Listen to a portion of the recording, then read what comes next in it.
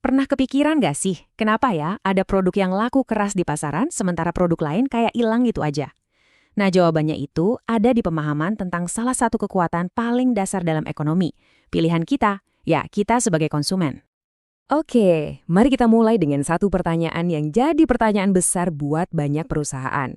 Setiap tahun kan ribuan produk baru diluncurkan, harapannya besar banget. Tapi, kenapa sebagian besarnya justru nggak berhasil? Angkanya, jujur ya, benar-benar bikin kaget. Sekitar 90% dari semua produk baru yang masuk pasar itu gagal. Kita nggak ngomongin produk kecil loh, ini termasuk produk-produk raksasa kayak Google Glass, atau bahkan kegagalan legendaris kayak New Coke. Ini bukan soal nasib sial, tapi ada alasan yang sangat spesifik di baliknya. Oke, jadi di pembahasan kali ini kita bakal kupas tuntas semua itu. Mulai dari masalah kegagalan 90% tadi, terus kita definisikan apa sih perilaku konsumen itu, kita ikuti perjalanan lengkap seorang pembeli, kita coba intip isi kotak hitam di pikiran kita, dan yang paling penting, apa artinya semua ini buat Anda. Siap, yuk kita dalamin masalah pertama ini. Tingkat kegagalan yang super tinggi ini sebenarnya bukan misteri yang nggak bisa dipecahkan, justru akarnya itu simple banget. Nah, ini dia poin kuncinya. Banyak produk gagal karena dibuat berdasarkan asumsi, bukan pemahaman. Perusahaan seringkali nggak benar-benar ngerti apa yang mendorong, memotivasi, dan ngebentuk keputusan audiens yang mereka sasar. Nah, untuk menghindari kegagalan itu, kita harus mempelajari subjeknya langsung.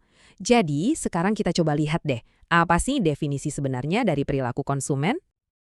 Oke, ini dia definisi formalnya. Coba perhatikan kata kuncinya. Ini adalah sebuah proses. Jadi bukan cuma satu momen pas kita bayar di kasir, tapi serangkaian tindakan dan keputusan yang kompleks yang bisa dilakukan sendirian atau bareng-bareng sama kelompok. Nah, yang menariknya, definisi yang panjang tadi bisa kita sederhanain jadi dua bagian utama. Pertama, ada proses mental.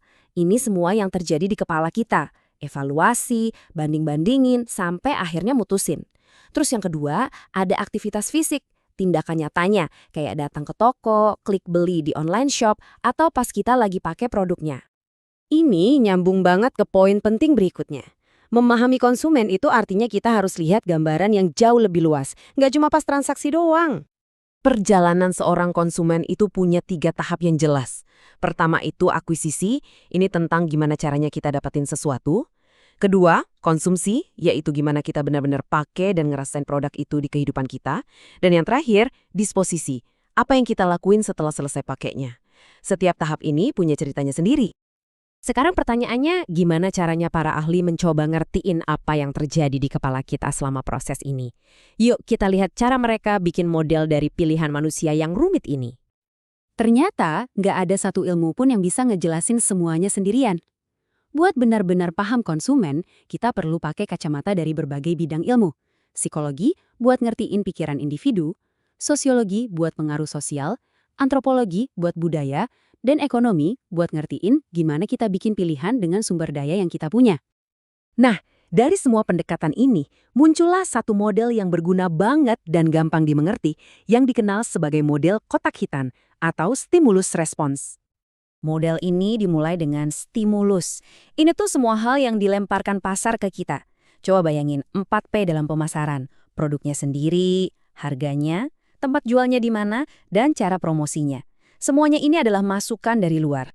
Dan semua rangsangan ini masuk ke dalam apa yang kita sebut kotak hitam. Ini tuh metafora buat pikiran kita. Disinilah sihirnya terjadi.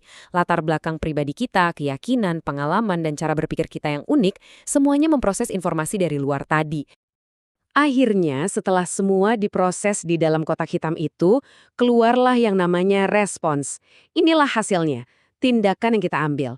Kita jadi beli produknya nggak? Merek apa yang kita pilih? Kapan kita belinya? Semua itu adalah output dari apa yang terjadi di dalam kotak hitam. Oke, ini semua kedengarannya menarik banget ya dari sudut pandang marketing, tapi kenapa ini penting buat kamu, buat kita, dalam kehidupan sehari-hari? Yuk kita lihat gimana ini bisa kita terapkan secara pribadi. Intinya gini, pengetahuan ini bikin kamu jadi lebih melek. Dengan ngerti gimana stimulus dari luar diproses sama pikiran kamu bisa jadi konsumen yang lebih sadar dan kritis. Kamu jadi bisa lihat kekuatan-kekuatan tak terlihat yang setiap hari mencoba memengaruhi keputusanmu. Jadi, saya mau tinggalin satu pertanyaan buat kamu renungin. Lain kali kamu mau beli sesuatu, entah itu cuma kopi pagi atau ponsel baru, coba deh berhenti sejenak dan tanya ke diri sendiri. Stimulus apa aja yang lagi saya terima, dan proses apa yang sebenarnya lagi terjadi di dalam kotak hitam saya.